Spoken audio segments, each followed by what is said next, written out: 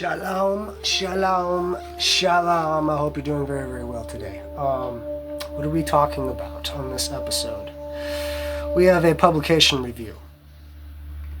I've been looking at this on TikTok and other platforms, Instagram. A lot of people are opening up their books, their publications, and finding missing scriptures. Okay, so we have three here. We have the NIV. We have the New World Translation. And we have the ISR, the scriptures. So let's compare some things here. Matthew 17, verse 20 through 22. In the NIV it states, "And he replied, 'Because you have so little faith, truly I tell you, if you have faith as small as a mustard seed, you can say to this mountain, move from here to there, and it will move. Nothing will be impossible for you.' When they came together in Galilee, he said to them, 'My son,'" hold on. Well, that was verse 22. Where'd verse 21 go? Well, in the spot where verse 21 is, it's got a little dash in the NIV, and down at the bottom of the page, it's got a little footnote. It says, some manuscripts include here words similar to Marcus 9:29. Okay, well, let's switch over to that. In the NIV, Mark 9:29, it states, you know what, let's go a little bit of context, verse 28 and 29. After Joshua had gone indoors, his disciples asked him privately, "Why couldn't we drive it out?" concerning a demon. He replied, "This kind can come out only through prayer."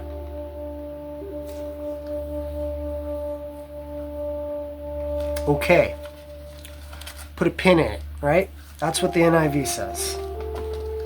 Let's turn over to the New World Translation. And if you didn't notice already, I'm putting pictures in to show you what's going on here. And the New World Translation says, "Because of your little faith, for truly I say to you, if you have faith the size of a mustard grain, you will say to this mountain, transfer from here to there, and it will transfer, and nothing will be impossible for you." Verse 21 has a dash. And at the bottom of the page, there is absolutely nothing. And also to 22, it says, "And it was a while they were gathered together in Galilee." Okay. Let's turn over to the scriptures. And this is a publication I read out of a bunch. It has restored Hebraic names, okay? It's the tongue of their time. It's how they spoke. I like it. Now, Matthew 17:20 through 22. "And Joshua said to them, 'Because of your unbelief, for truly I say to you, if you have belief as a mustard seed, you shall say to this mountain, move from here to there, and it shall move, and no matter shall be impossible for you. But this kind does not go out except through prayer and fasting.' And while they were staying in Galilee, Joshua said to them." Okay, so there's something amiss here. Prayer and fasting. Sounds like people who put these publications together together, don't want us to know certain aspects. Let's turn over to John, Yohanan 8. Goes on a big spiel about an adulterous woman being caught in the act, and the scribes and Pharisees bring her to him to see what he's going to do about it via the law of Moses. I want to skip all the way down to verse 11. And she said, "No one, Master." And Yoshua said to her, "Well, neither do I condemn you." And he tells her, "Go and sin no more." After forgiveness is granted, we get a clean slate and we must walk in righteousness, right?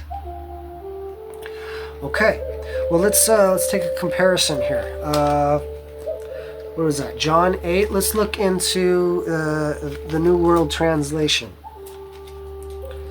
If you don't know what the New World Translation is, it's off of a lovely little sect of Christianity called the Jehovah's Witnesses. And John 8, pardon me while I flip. These pages are so thin.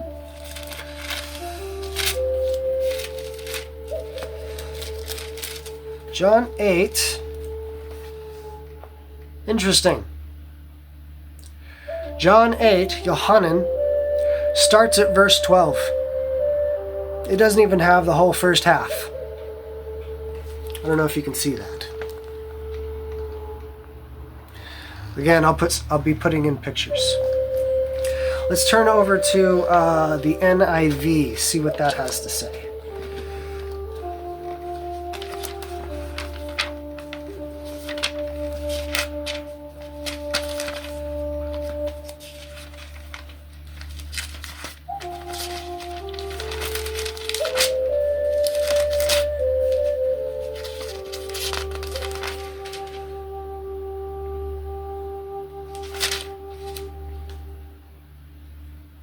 Okay, well, the NIV has it. They say at verse 11, this is their rendition. "No one, sir," she said. "Then neither do I condemn you," he says. "Go now and leave your life of sin." Bravo. But I still have an issue with the fasting. We're missing the fasting in certain publications. So I hope you're well. Look into these matters. Fasting has great benefits. It is the body reset.